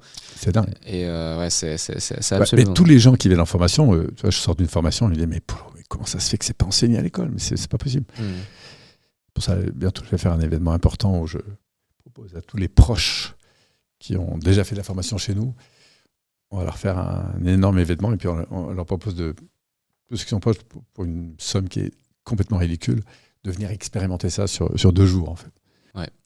Je pense que c'est une bonne chose parce que même moi, les différentes personnes que je connais, que je côtoie, sont des clients ou même des gens qui sont venus aussi sur le déclic, hein, qui me parlent de PNL, me parlent de toi. C'est pour ça que j'ai plaisir à t'avoir ici. Un autre sujet sur la PNL, avant qu'on parle aussi de ton institut, de l'avenir, de différents conseils qu'on peut appliquer, c'est la PNL, c'est un outil puissant pour le développement personnel, mais elle peut aussi être mal comprise ou mal interprétée. Quels sont les mythes ou les malentendus communs concernant la PNL que tu aimerais clarifier et démystifier pour notre audience? D'abord que la PNL, si tu veux, c'est pas la PNL qui est importante, c'est la manière dont on va l'utiliser en fait. Parce que la PNL, tout le monde en fait déjà. Donc ça veut dire qu'un manipulateur, ou quelqu'un qui est manipulé, quelqu'un qui a peu de place dans sa vie, qui a le sentiment d'être manipulé par les autres, il fait de la PNL, sauf qu'il fait de la PNL. Quelqu'un qui s'angoisse par un examen, il fait de la PNL. Sauf qu'il le fait sans même s'en rendre compte, en fait. Donc il est dans des processus qui le desservent. Revenir acteur de sa vie, ça veut dire reprendre la main de son véhicule. Reprendre la main de son véhicule, c'est déjà comprendre comment il marche, et puis après s'entraîner à gérer les commandes. Il y a des choses qui sont... Quand quelqu'un est vraiment au top, ce qui est fou, c'est que le cerveau va délivrer de l'excellence. Parce que quelqu'un qui est au top entraîne des comportements qui sont au top. Ce qui veut dire que si toi, à un moment donné, tu te retrouves dans une conférence, tu es porté par ce que tu vis, tu as une connexion avec le public, tu es dans ton flow, tu ne sais pas d'où ça vient, mais ce que tu dis, c'est juste, les gens posent des questions, tu interagis avec eux, c'est juste top, en fait. Et tu te sens exceptionnellement bon. Il y a plein de réglages que tu n'auras même pas besoin de faire, simplement parce que tu es dans l'énergie. tu es à un tel niveau, à un moment donné, de connexion avec toi-même, avec ton public, avec ton environnement, que dans cette qualité d'interaction, tu excelles. Tu vois, ce qu'on appelle le flow. Donc, il n'y a pas besoin de connaître pour être bon. C'est une affaire d'énergie. Maintenant, tout le monde n'est pas forcément dans cette sécurité-là. Parce que c'est la première fois que tu pars en public, parce que le sujet que tu vas aborder n'est pas forcément celui que tu maîtrises le mieux, parce qu'il y a plein de raisons. Donc là, ça devient intéressant. Entre ce que tu as appris et ce que tu vas vivre émotionnellement au moment de la situation, ça, c'est intéressant. Est-ce qu'il y a des environnements, pour certains, parfois la seule présence de quelques personnes particulières, ça peut réduire complètement, ça peut mettre la personne en pression et donc du coup, elle ne va pas être bien. Ça peut être des situations qu'elle vit dans sa vie, ça peut être toutes sortes de choses. Donc on s'aperçoit que le cheval, la relation émotionnelle que j'ai avec moi-même et avec l'environnement, conditionne énormément la performance. On parle beaucoup de l'IA aujourd'hui, mais elle nous révèle à quel point l'IE, intelligence émotionnelle, est importante. Ça passe par cette qualité de relation à soi et à l'autre. Aujourd'hui. Bien communiquer, par exemple, avec son conjoint et tout ça, on a tous envie de bien communiquer. Mais c'est pas parce qu'on a envie, l'intention suffit pas. Il y a un moment donné, quand tes enfants ils t'écoutent pas, ça fait 3 fois que tu les relances et qu'ils viennent pas te voir, c'est plus fort que soi. On a de la frustration, le ton monte, on va essayer de reprendre le pouvoir sur la relation, etc. Donc ça va générer des situations de relation qui sont compliquées. Et pourquoi ? Parce qu'on n'a pas appris. Et que l'intention de bien communiquer est très loin d'être suffisante pour bien communiquer. Alors quelqu'un qui est au top le fait souvent un peu naturellement, mais dès que le système nerveux est remis sous pression, problème de considération, problème de défense de territoire, enfin, il y a tout un système qui fait que la personne va se mettre elle-même dans des difficultés, mais ce n'est pas qu'elle est tordue, c'est que son système nerveux fonctionne comme ça. Ouais. Je vais donner un exemple. En termes de relation, surtout si on est dans une relation affective forte, si on n'est pas d'accord, si par exemple mon conjoint n'est pas d'accord avec moi, et qu'en plus il me reproche un truc que je crois qu'il le dérange, alors que je n'ai pas du tout été dans cet esprit-là, il n'aura pas fini sa phrase, que moi je vais défendre. Mais non, pourquoi tu penses ça, enfin, etc. Je vais essayer de le convaincre. Or, la première étape, c'est d'abord l'accueil et la considération pleine et entière de ce que la personne vit. Parce qu'une fois qu'un cerveau a été reconnu, une personne a été reconnue, après elle s'apaise, et après on peut passer à une deuxième étape, et comprendre sur quoi elle s'appuie, quels sont les éléments qui, etc. Ça veut dire que plus qu'affirmer, on va poser des questions. Si toi, tu es dans l'affirmation et moi aussi, ton cerveau, il va faire 2 choses. Il va aller chercher des références, des effets de généralisation qui défendent ton point de vue. Et tu auras bien raison, parce que c'est pas pour rien que tu défends un point de vue, c'est parce qu'il y a des références qui ont derrière. Et moi, je vais faire la même chose derrière. Et ça va contribuer à nous mettre en divergence de point de vue, à faire des espèces de généralités qui se termineront par de toute façon, avec toi, c'est toujours pareil, on n'y arrivera jamais, etc. Donc, on voit comment le cerveau, et ça marche pour tous les êtres humains comme ça. Donc, si je ne connais pas ces phénomènes-là, je me retrouve dedans tout le temps, sans même m'en rendre compte. La relation avec soi ou avec les autres, quand elle est bonne, c'est la clé de tout. Enfin, il n'y a pas d'évolution sans relation.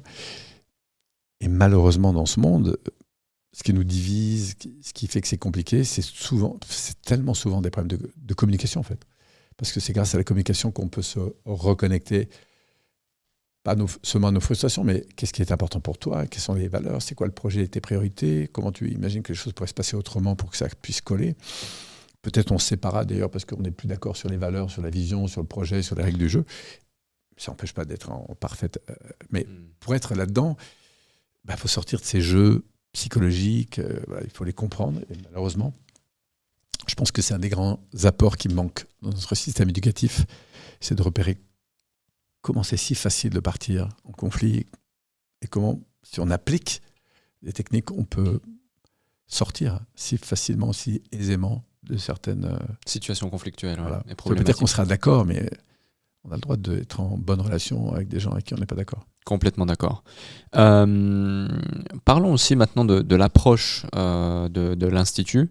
Oui. Paul Pion Institute est reconnu justement pour son approche assez holistique du développement personnel et même du développement professionnel. Quels sont les principes fondamentaux que tu souhaites que chaque élève emporte avec lui ? Un premier grand principe, c'est qu'il a en lui des ressources qui sont supérieures à la circonstance. C'est vraiment un sentiment. Parce que tant que je crois quelque chose de plus grand que moi, je vais le chercher, même quand je suis en difficulté. La deuxième grand principe, c'est que l'environnement est là pour me faire grandir. quelle que soit la situation. On dit souvent que penser positif, il faut croire que le monde est positif. Non, le monde, il n'est pas que positif. Ce qui fait que quelque chose est positif, c'est pas le fait qu'il soit positif, c'est le fait que j'en tire un enseignement. Je grandis. Ce qui veut dire qu'on peut avoir des grands échecs et en faire des sources d'enseignement qui vont vraiment nous servir, et on peut avoir des grandes réussites et ne rien en faire du tout. Donc, c'est vraiment dans le rapport à l'environnement que je grandis. Ce qui veut dire que l'environnement est enseignant. Ce qui veut dire que l'environnement est là pour me faire grandir. Ce qui veut dire que les plus grandes croissances qu'on a pu avoir, et ça a commencé après 9 mois dans le ventre de maman, c'est les contractions externes, c'est-à-dire les pressions. Il a fallu apprendre à marcher, à compter, etc. Donc le plus dur est derrière nous, c'est déjà quelque chose. Donc deuxième grand principe, je grandis grâce et avec l'environnement. Grâce et avec. Ça veut dire pas dans la fuite ou dans l'attaque, mais dans la co-construction. Ça, c'est un deuxième grand principe important. Et qui va m'entraîner à un troisième grand principe important, c'est que 2 et 2 font pas 4, mais parfois 6, 8, 10. Parce que la co-construction, c'est quelque chose de dingue, en fait, en termes de croissance. On va tellement plus vite et plus loin ensemble, surtout quand quand cette vision, que ce soit des valeurs, contribue à quelque chose de grand. Voilà, donc ça, pour moi, c'est quelques grands principes de base, en termes de vision du potentiel humain. Ouais, complètement. Un autre point, c'est que tu as travaillé donc avec des organisations diverses, des sportifs de haut niveau, des grandes entreprises.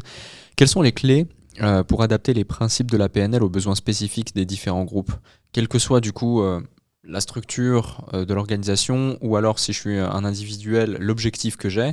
Est-ce qu'il y a des patterns communs, des clés que tu as pu identifier, que tu pourrais partager? Oui. Alors, si on prend par exemple... Tout commence par l'individu, hein, donc tout commence à l'intérieur en quelque sorte, que ce soit un sportif, un manager, quoi que ce soit. S'il veut grandir avec son équipe, il faut qu'il grandisse de l'intérieur. Grandir de l'intérieur, ça veut dire que le niveau de succès dans lequel je suis est lié à l'intelligence de la relation que je crée avec l'environnement. Donc, si je veux m'élever, il faut que je fasse grandir le logiciel qui est à l'intérieur de moi. Perception, sentiment, comportement. Donc notre sportif qui va progresser, il va progresser parce qu'il a une vision de lui, de son potentiel ou de ce qu'il va atteindre qui est plus élevée, avec une intégration de savoir-faire qui va le permettre de se révéler. Donc il va grandir dans son être et il va grandir dans son savoir-faire, donc dans son jeu JE et dans son niveau de jeu JEU. Ça, c'est... Et quelle que soit la personne, quel que soit le contexte, c'est la première grande chose. Ensuite, il va grandir en interaction avec son environnement. Donc son environnement, il va être parfois aidant, soutenant, et parfois il va présenter des contraintes. Donc c'est dans cette interaction qu'il va construire avec l'environnement qu'il va soit s'élever, soit pas s'élever. Donc on va retrouver les mêmes principes. Enfin, j'espère que je réponds à ta question dans ça. Et puis après, dans une entreprise, une fois que j'ai pris la responsabilité du problème que je rencontre et du potentiel que je peux mobiliser pour grandir avec ça, je vais grandir avec les autres. Grandir avec les autres, ça veut dire reconnaître que les autres sont différents et puis faire en sorte de contribuer aussi à leur croissance à travers mon job. Ça veut dire qu'un sportif de haut niveau qui a tout son staff autour de lui, au début, il grandit pour lui-même. Et souvent, les gens sont très à l'écoute de lui, un peu trop, parfois au service de lui. Mais quand un sportif devient grand, je parle dans son état d'esprit, et qui commence à considérer que le type qui lui apporte sa serviette au bord du...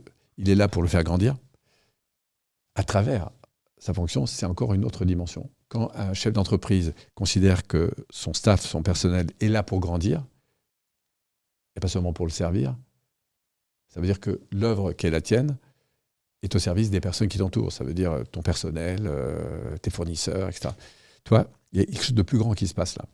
Et puis, pour reprendre ce que j'ai évoqué au départ, après, la troisième strate, c'est à quoi on sert tous ensemble, en fait. Mais pour moi, c'est très important que la dynamique collective serve la dynamique individuelle. Complètement, ouais. Très intéressant. Il y a aussi un point, c'est qu'aujourd'hui, vous accueillez énormément d'élèves. Je ne sais pas combien vous accueillez d'élèves par an, mais c'est... Alors ça a pris beaucoup à partir du Covid, puisque moi, ça faisait 2-3 ans que je me préparais aux formations en ligne. Ouais. Donc, on a juste doublé le chiffre d'affaires, 3 ans en fait. J'ai fait des pics beaucoup plus importants. À moi seul, je tournais, pour être dans la confidence, je tournais entre 750 et 850 000 euros, ce qui est déjà pas mal pour un seul homme. Et puis après, avec l'ouverture aux formations en ligne, on a juste doublé les éléments. Alors ça a demandé évidemment de l'investissement, mais mais ça ouvre aussi un champ très très différent. Alors la première année, c'est allé tout seul avec le Covid, c'était facile. La deuxième année, les gens étaient pas très, ils ont un peu marre des écrans, donc nous, ça nous a obligés à beaucoup évoluer sur la manière d'interagir, de faire vivre, mettre du vivant, parce qu'un écran, c'est pas forcément très vivant. Donc il a fallu beaucoup qu'on évolue là-dessus. Et puis aujourd'hui, on a le croisement des deux, de plus en plus, qui offre aux gens justement cette flexibilité du travail en salle, du travail en ligne. Donc je préserve, moi, le travail en salle parce que c'est là où je prends le plus de plaisir. Je me rends compte que j'adore enseigner, mais le plus encore, c'est la connexion que je vais vivre avec les gens. Moi, ma qualité de vie, elle passe directement par la qualité des connexions que je vis. Donc, c'est pour ça que je suis quelqu'un qui est assez proche. C'est dans ma nature d'être proche des stagiaires. Donc je préfère des groupes qui ne sont pas trop grands et j'aime bien passer du temps à table avec eux. Je ne suis pas du genre à m'absenter et d'être juste là pour enseigner, parce que j'adore enseigner, mais ce qui m'intéresse, c'est la connexion avec les gens. Et puis, à distance, c'est aussi intéressant pour moi, parce que j'ai d'abord beaucoup résisté à la formation en ligne, parce que pour moi, par principe, il fallait être en salle, parce qu'on vit. Bon. Donc j'ai eu mon propre passage, ma propre révolution. Et puis après, je me suis rendu compte en fait qu'en salle ou en ligne, on peut faire des choses extraordinaires. Et que les deux ont leurs avantages et leurs inconvénients. Mais en tout cas, c'est un inconvénient certain, c'est que ça a permis de faire un rayonnement. Quand je vois en termes de facturation, on regarde l'origine des factures, on était à quelques pays francophones. Aujourd'hui, on a, je ne sais pas si je fais la diversité des factures, on doit avoir plus de 40 pays qui nous, sur une année, d'adresses en tout cas différentes. Donc c'est extraordinaire de voir des gens qui travaillent à toute heure et à distance. Donc il y a quand même un deuxième monde qui se crée, en fait, surtout sur des formations longues où les gens se connectent. Il y a le monde horaire dans lequel ils sont là, et puis le monde horaire avec des gens qui fonctionnent à des... Donc c'est intéressant aussi en termes de psychologie de se rendre compte qu'on est en connexion avec un monde plus large, avec un champ de possibilités différent. Et ça ne retire en rien la qualité des relations qu'on peut avoir avec son environnement, qui resteront pour moi toujours la priorité. Complètement. Et là où je voulais en venir, c'est qu'il y a énormément de méthodes enseignées, il y a énormément de niveaux. Tu disais qu'on peut démarrer sur 1 mois, 3 mois, 6 mois, aller jusqu'à 2-3 ans. En fait, il y a un seul train. Ok. Ouais. On va commencer par 3 jours, en ligne ou en salle. Ouais. En salle, c'est donc 3 jours. Après, il y a un niveau 2 qui fait 6 jours. Après, il y a un niveau 3 qui fait 10 jours. Un niveau 4 qui fait 18 jours, plus de petites bricoles à côté. Donc les gens vont à leur rythme. Ils peuvent le faire de manière accélérée sur quelques semaines, ou ils peuvent le faire... Donc chacun organise son temps comme il veut, en fait. Ok. Et le fait d'être maître praticien PNL, typiquement, c'est quoi? C'est après le niveau 4? C'est le niveau 4. D'accord. Le niveau 1, c'est un base. Un niveau 2, c'est un technicien, donc 3 plus 6. Un niveau 3, c'est un praticien, donc il y a 10 jours supplémentaires avec une certification, qui, je rappelle, est reconnue par des instances des fédérations. Et ensuite, on a un niveau 4 qui est un maître praticien. Alors nous, ça, c'est pour la partie évolution et transformation personnelle. Puis je travaille aussi pas mal avec l'énéagramme. Je m'en sous-couche là-dedans.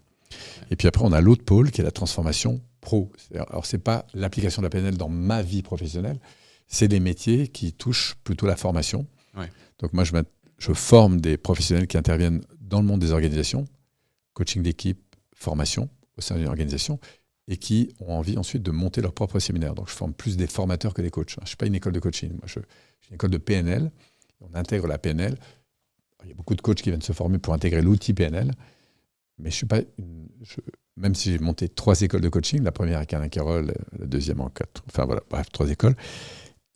Mais aujourd'hui, je ne me considère pas comme une école de coaching avec les références ICF, MCC, qui sont les fédérations qui valident les coachs. Et en fait, dans le courant du coaching, on voit qu'il y a 2 courants importants. Il y a celui qui est très français, qui est très structuré, avec des normes, des examens. Enfin, et c'est bien parce que ça structure les choses. Et pour ceux qui veulent aller dans le corporate, c'est plutôt conseillé d'avoir des reconnaissances et un cadre de formation qui est très défini, un peu comme sur des process qualité, mais en lien avec l'intégration des outils. Et puis, on a des coachs qui aujourd'hui vont plutôt briller par leur identité. Vous avez un François Lemay, par exemple, il va briller par son identité. Un Max Piccinini, même chose. Ce n'est pas forcément des coachs qui ont obtenu une certification, mais ils ont leur propre façon d'accompagner. Et eux, ils vont plutôt, non pas rentrer dans un cadre d'une fonction, mais ils vont plutôt attirer par une identité forte, une expérience personnelle. Et c'est très intéressant de voir sur le marché Là, pour le coup, on a toutes sortes de coachs, que ce soit. Mais ce qui est intéressant, c'est que c'est deux polarités différentes. Une est orientée sur la transformation par le biais d'une connaissance, d'une expérience. Ça peut être un jeune de 22 ans qui s'est séparé 3 fois et qui vous explique comment gérer sa séparation. Et puis, des milliers de jeunes qui vont le suivre sur Facebook, sur Instagram, et qui vont être nourris par sa propre expérience. Mais lui n'a pas forcément fait une formation. Donc ces gens qui ont cette dimension-là, moi je les invite d'ailleurs à se former, parce qu'il y a quand même des outils qui sont super. On peut faire de la cuisine sans jamais avoir fait un cours de cuisine, mais à partir d'un certain niveau, quand on commence à rayonner, ça vaut comme le coup d'aller revenir vers les fondamentaux de la cuisine, parce que ça ne va que accentuer ou renforcer le développement de la personne. Et puis inversement, quand on est un peu trop enfermé dans de la structure, besoin de cadre, etc., c'est aussi intéressant d'aller voir comment on peut travailler sa propre originalité. Et du coup, développer une identité qui nous est propre, avec du coup un développement qui est plus fait autour de l'identité de la personne. Complètement. Un autre point, comment tu vois l'évolution justement de l'Institut pour répondre aux besoins et aux challenges du domaine du développement personnel ou l'évolution de ce domaine-là? Alors, nous, on a un noyau dur, je veux dire, c'est le centre de mon activité, qui est Paul Piron Institut, avec un cursus, donc je disais, de PNL, plus les formations qui sont autour, plus des modalités d'accompagnement qu'on mettra sous l'angle, on va dire, du mastermind, pour les personnes qui sont en formation à titre perso. Donc elles viennent trouver des structures qui leur permettent de continuer à s'entraîner. Pour les pros qui sont en train de le devenir, en fait, soit des coachs qui le sont déjà, mais des gens qui veulent rayonner dans leur activité, où là, ils vont avoir un accompagnement sur le rayonnement de leur activité, attirer, convertir, livrer. Donc, c'est plus le développement intérieur, mais le développement en rapport avec l'environnement, Internet notamment, et toutes ces choses. Et puis après, il y a les pros, parce que moi, je vais appeler des leaders pros, c'est des gens qui vont intégrer des nouveaux métiers, comme la formation, le coaching d'équipe, des choses comme ça, et qui vont être accompagnés, eux, dans des masterminds spécifiques à ça. Voilà, donc c'est le mastermind, on va dire, ça c'est gros axe. Et puis autour de ça, il y a le réseau que je suis en train de développer autour de Petit Pas, qui est une petite application, une application qui, c'est la 3e génération, là, qui va faire un très très gros gap, et qui va permettre justement de réunir des leaders. Et c'est ça ma nouvelle ambition, c'est de réunir des leaders qui, au sein de cette application, vont pouvoir justement exister, à la fois par la distribution de tips qu'ils vont faire à toute la communauté. Donc, du coup, c'est un nouveau réseau social. Mais chacun dans ses couleurs va pouvoir se faire connaître autour de ça. Mettre en avant leurs événements, gratuits, payants, en ligne ou en salle. Et du coup, de faire bénéficier toute la communauté de tous ces événements avec un réseau où je peux géographiquement les retrouver. Enfin bon, bref, voilà. Parfait. On mettra le lien justement de l'Institut, de tes réseaux. D'accord. Et même de l'application si elle est sortie au moment de l'épisode. Avec ton expérience riche, qu'est-ce que tu dirais aux personnes qui rencontrent des obstacles dans leur vie, qui ont peur de sortir de leur zone de confort et qui surtout ont peur du regard des autres et ont peur de la critique en général? C'est juste un cadeau de la vie que de découvrir ses peurs. On dit qu'on est d'abord inconsciemment incompétent et après on devient consciemment incompétent. Et l'inconscience de la compétence, ça nous prépare à la conscience apprise, c'est-à-dire l'intégration de nouveaux comportements pour grandir. La plupart des gens aspirent à être libres, mais il n'y a pas de liberté sans prise de responsabilité. C'est indissociable. Quelqu'un qui dit « je suis libre mais je m'en fous », il s'enfonce dans tout ce qui est sauf de la liberté. Donc, quand on rencontre des contraintes, des peurs, des choses comme ça, il faut juste accepter l'idée. Et Dieu sait que, à travers toute l'enfance, on en a eu des peurs qu'on a traversées, il a fallu apprendre à marcher, c'était juste énorme. Donc, quand vous rencontrez des crises, quand vous rencontrez des difficultés, c'est juste la vie qui vous apporte un cadeau et qui va être l'occasion de grandir. Mais pour ça, soit vous avez le potentiel pour le faire et vous y allez, soit vous apprenez à intégrer en trouvant autour de vous les gens qui peuvent vous aider. Les podcasts que tu fais, c'est une excellente source pour ça. Pour découvrir que c'est possible. C'est pas parce que vous n'avez pas trouvé la solution qu'elle n'existe pas, en fait. Voilà, donc chaque difficulté, peur, angoisse, difficulté, frustration, manque d'argent, manque de trucs, sentiment d'isolement, enfin, tous les problèmes que vous avez sont juste là pour vous indiquer que vous pouvez aller plus haut. Voilà. Mais qu'il va falloir prendre des responsabilités. La responsabilité de quoi ? D'accepter l'idée que vous avez du potentiel. Mais c'est pas parce qu'il n'est pas révélé qu'il n'existe pas. Il faut aller le chercher, il faut le travailler, trouver des gens et regardez autour de vous, il y a des gens qui sont vraiment prêts à vous aider, c'est sûr. Pour rebondir sur ce sujet, il y a une vraie problématique, c'est que souvent les gens, tu vois, ils se disent « Ah, c'est bien, dans la théorie, ça paraît top, mais dans la pratique, comment je mets ça concrètement en place ?» Parce que, imaginons, une personne qui nous écoute, je te donne un exemple bête, sait qu'elle doit être présente sur les réseaux sociaux, Ouais. mais elle n'ose pas parler à la caméra parce qu'elle est complètement bloquée. Que vont penser les autres? Je vais me faire critiquer. Ou récemment encore, j'ai quelqu'un qui me dit la même chose et qui me dit mais si ça marche pas, qu'est-ce qui va se passer pour moi? Je me crame, c'est fini pour moi. Ce sont toutes des croyances qui fait que ça les éteint en fait. Qu'est-ce que tu dirais concrètement à cette personne, une sorte de mini plan d'action pour qu'elle puisse le plus rapidement possible aller outre ces blocages et avancer? C'est comme si tu me disais, je fais du cheval, moi j'aimerais bien sauter la barrière, mais mon cheval il ne veut pas sauter. Et entre le cavalier et le cheval, il y en a un qui gagne toujours, c'est le cheval. Donc si mon cheval ne veut pas y aller, a peur, à ceci et cela, il faut juste que j'apprenne à piloter mon cheval. Parce que je peux tirer sur le fil, me forcer à faire des vidéos, mais au bout d'un moment, dès que je vais faire 2-3 vidéos, et après je vais arrêter. Pourquoi? Parce que le cheval, il peut avoir du plaisir à faire cette vidéo. Je peux avoir du plaisir. Et pour moi, le kiff, le plaisir, c'est l'essence même du succès. Donc, il faut absolument retrouver du plaisir. Pourquoi je fais ça? C'est quoi le sens que je donne à ça? Donc, il y a ce que j'appelle, moi, un réaccordement d'étoiles, en quelque sorte, d'alignement de planètes. Donc, je vais dire aux gens, s'ils sont bloqués, c'est pas grave. C'est simplement que vous avez besoin d'aller plus en profondeur. Voilà. Et si vous n'y allez pas, vous allez tirer sur la corde. Mais si vous ne consolidez pas votre arbre, en fait, vous allez vous confronter à des vents de plus en plus forts et ça ne va pas le faire.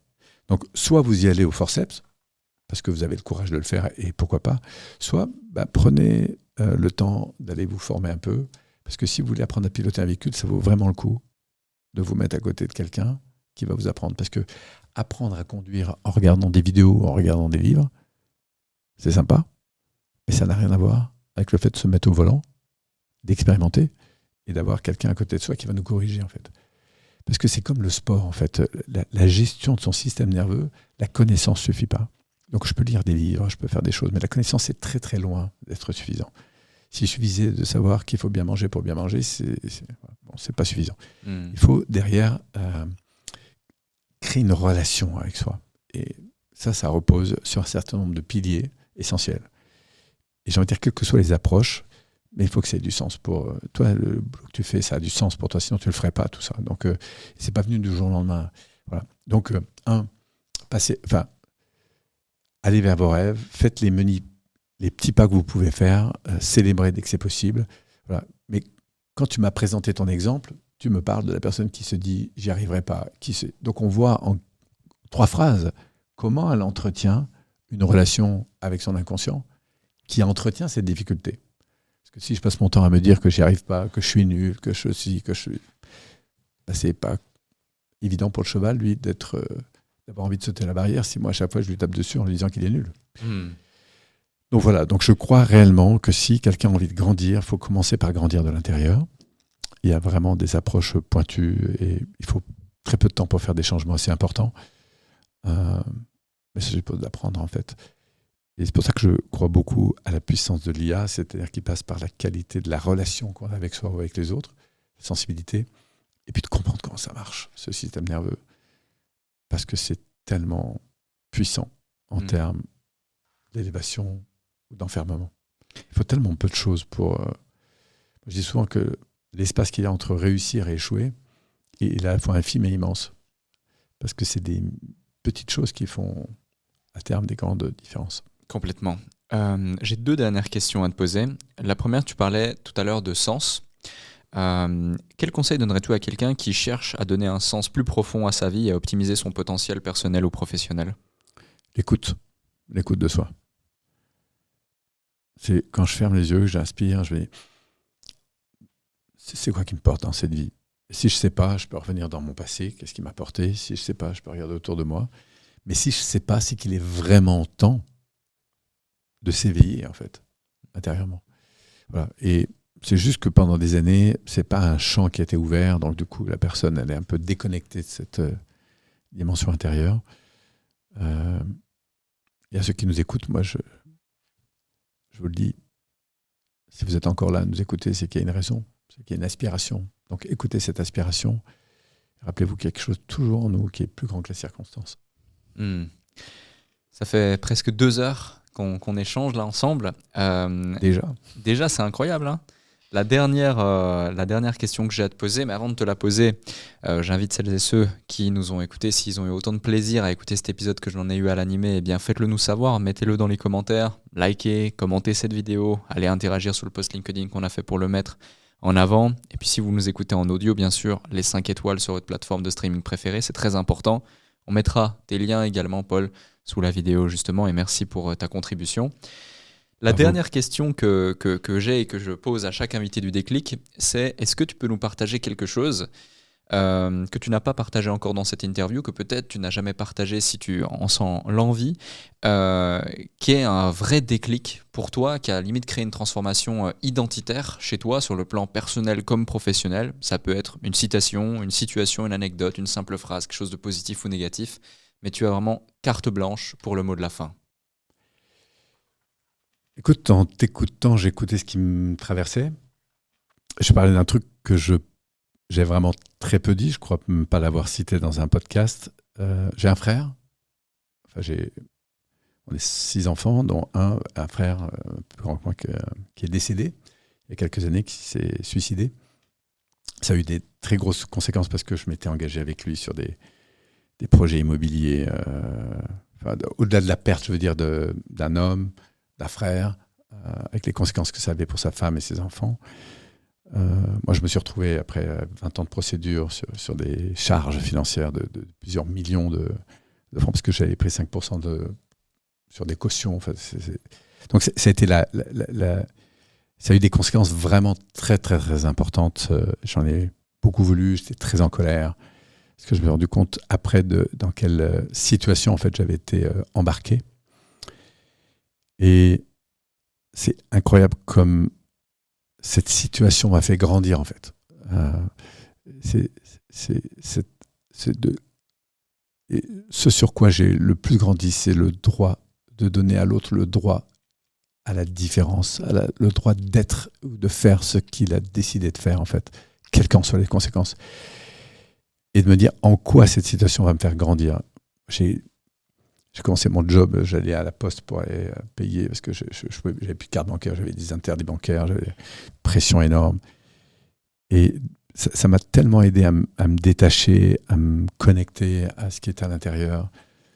C'est comme si la vie avait placé exactement ce qu'il fallait, parce que j'avais besoin de grandir avec ça. Et l'enseignement que j'en tire, c'est donner aux autres le droit d'être différent, sans forcément qu'il y ait d'intention contre vous, en fait. Et même si on a une, on s'en fout, en fait. C'est juste donner à l'autre le droit d'être ce qu'il a envie d'être, quel que soit son choix. Merci, Paul. Merci à toi. C'était chouette.